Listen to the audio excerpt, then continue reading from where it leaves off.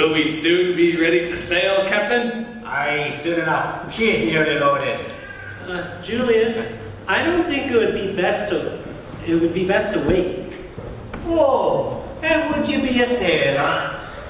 No, I'm a tent maker, but I have traveled a lot.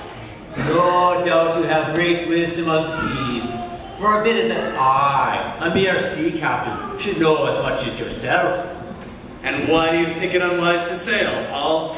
Well, this voyage will be perilous. I think there will be danger and damage, not only to the ship and cargo, but to everyone aboard.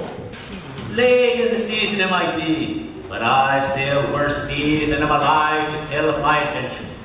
Though of course, I can understand how one, having to face trial in Rome, might want to put off his arrival. I am not afraid of what might await me in Rome, but this voyage is ill-advised. The poor tent maker isn't afraid of Rome, then he's a fool. But sail we must. This is no place to winter a ship. If you're afraid to sail for Rome, then we will sail by way of Phoenix. Paul, you know I respect your opinion, but I must believe that the captain knows his business. We'll sail to Phoenix, and from there, we'll decide whether or not to continue to Rome. There's a man who knows how to be a leader. That's why he's a centurion. All right, men, load the prisoners aboard.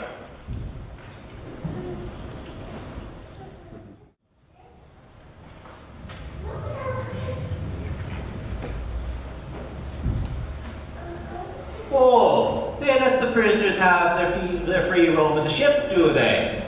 Julius knows I have no intention of escaping. Oh, you haven't noticed the gentle south breeze under which we're sailing, have you? Makes you fear for your life, don't it?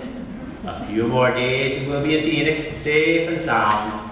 I don't want to alarm you, but hasn't the wind shifted directions? And isn't it blowing stronger? Oh, I'm so frightened. Ha! Haven't you seen the wind change before? Sometimes it swirls a bit, sometimes it changes speed. But then, being a tent maker, you must live all your life indoors. You wouldn't know about the wind, would you? I know you don't believe me, but the wind is considerably stronger and has shifted directions. Humph! Come on, sailors, look alive. Let's show these landlubbers how real men face the weather.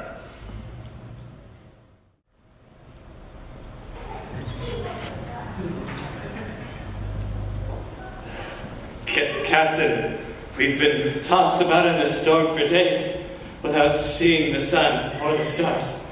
Have you any idea where we are? Aye, we're in the middle of the great sea in a tempest, and we're headed for destruction, every man of us. Make peace with your God. Gentlemen, I hate to say I told you so, but... But you told us so. Paul, before we perish, let me say, it has truly been an honor to know you. Thank you, Julius. But do not fear. All is not lost.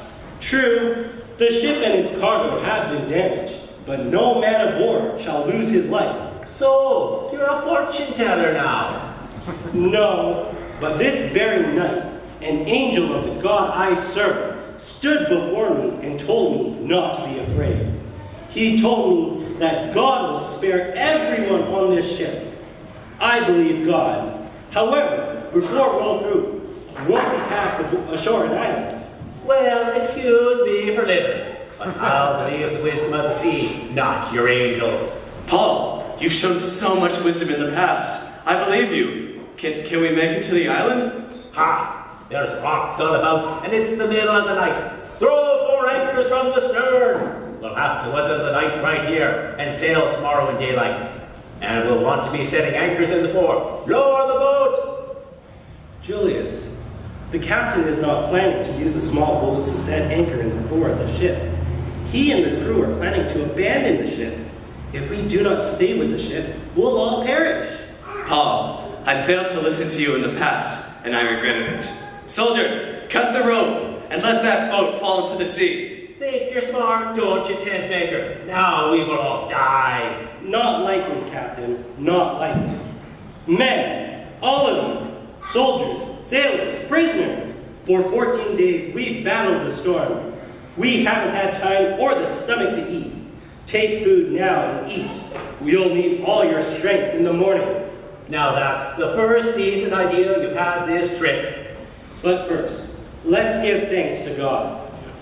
Would you lead us in prayer to your God?